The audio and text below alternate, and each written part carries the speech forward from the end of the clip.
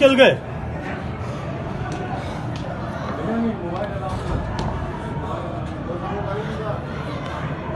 Speaker भाग गया। कौन कौन है, कौन किसको मार रहा है? अबे अब पीछे आए और शहर को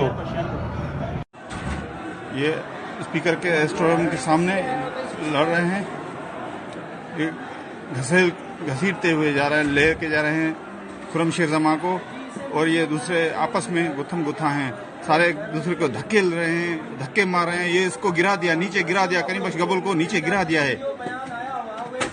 आप देख रहे हैं ये गुत्थम गुत्था हैं पीपल्स पार्टी वाले, और बदमाशी है ना, असेंबली अंदर मारे क्या?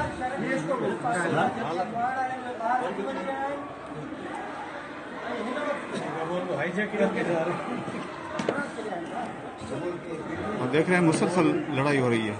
ये असेंबली में तारीख में पहली मरतबा इस तरह से हो रहा है कि किसी मेंबर को घसीटा जा रहा है ऐवान के अंदर, स्पीकर के रेस्टोरेंट के सामने।